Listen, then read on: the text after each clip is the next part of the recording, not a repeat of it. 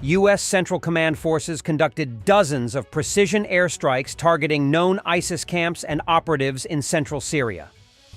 The strikes against the ISIS leaders, operatives, and camps were conducted as part of the ongoing mission to disrupt, degrade, and defeat ISIS, in order to prevent the terrorist group from conducting external operations and to ensure that ISIS does not seek to take advantage of the current situation to reconstitute in central Syria.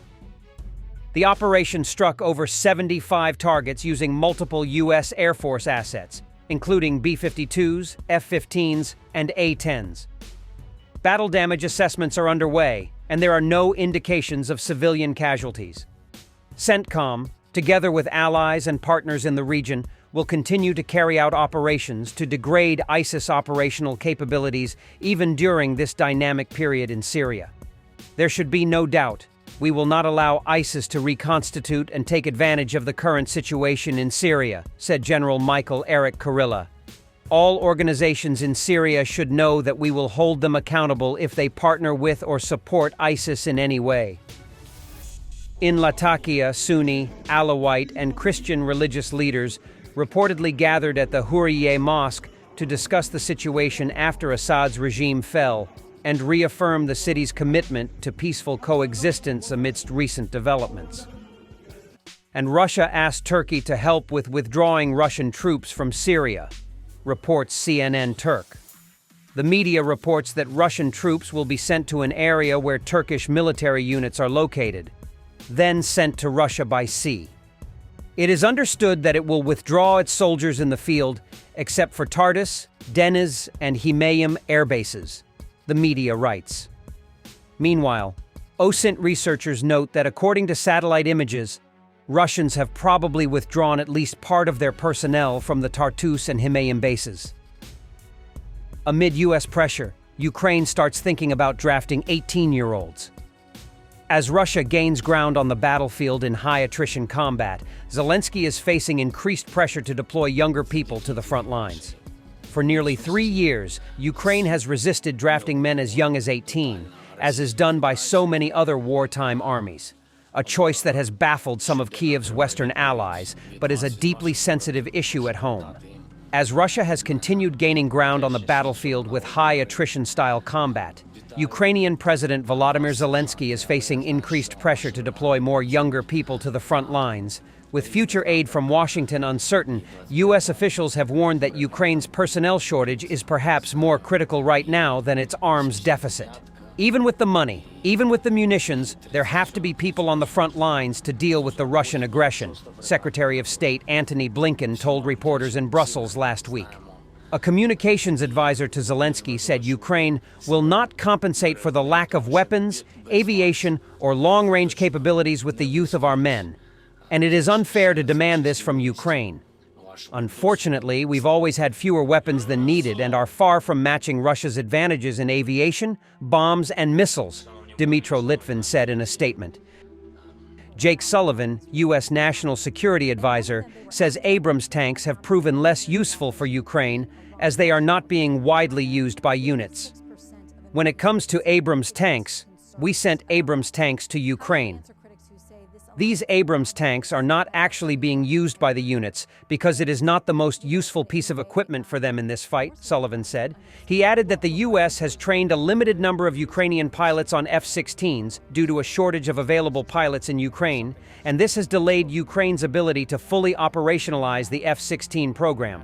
I'd identify two that our military raised questions about whether the limited dollars that we had should be spent on them. One was Abrams tanks, the other was F-16s. When it comes to Abrams tanks, we have sent Abrams tanks to Ukraine. Those Abrams tanks units are actually undermanned because it's not the most useful piece of equipment for them in this fight, exactly as our military said. When it comes to F-16s, President Biden authorized the sending of F-16s to Ukraine last May. It's now December of 2024, and we've had a limited number of pilots trained, not because we're not prepared to train them, we are, as many as possible, but because the Ukrainians do not have the pilots to be able to build a full F-16 capability in time.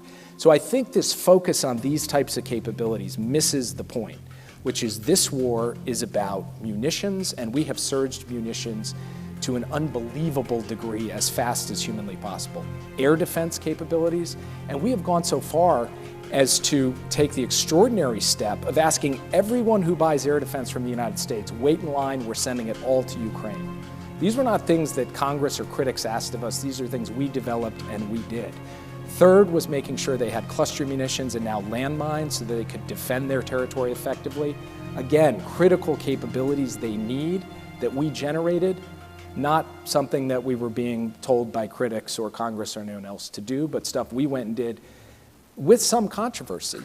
And then finally, on the question of ATACMS long-range strike, the issue there has always been both the size of the U.S. arsenal, the shot volume capable, and here too, when we were able to develop a sufficient number of these to send, we sent them for their use. And then when the Russians took certain actions, we authorized their use inside Russian territory, which has happened now. But I would just say to everyone, anyone who thinks that is a silver bullet for this war does not understand what is happening in this war. It is not a silver bullet, it's one additional capability. But where this war is really being fought is on basic munitions, and then the question of manpower, which is something Ukraine has been trying to surge over the course of the past few months. The aftermath of the Russian world.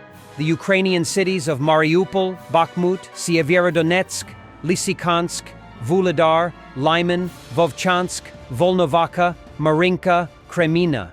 Toretsk has now joined this far from complete list of cities turned into ruins after the start of the Russian invasion of Ukraine. The Russian military often advances in Ukraine through a scorched earth strategy, systematically destroying cities to break resistance. Relentless artillery, missile strikes, and aerial bombardments target civilian infrastructure, homes, and vital services, reducing urban areas to rubble. This brutal tactic forces mass evacuations, disrupts defense efforts, and leaves behind uninhabitable zones. Cities like Mariupol and Bakhmut have become devastating examples of this approach, showcasing how Russia uses overwhelming destruction to gain ground, regardless of the human and cultural cost.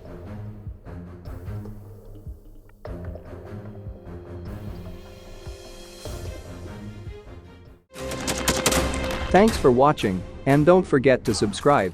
Also, if you want to support Warthog Defense, please become our member and get early access to new videos, exclusive members-only videos, and become administrator in comments section. The membership link is in the description. Rescues every day. We had a guy last week, it's 6 rescues in 6 days. You know, he's doing the job every day.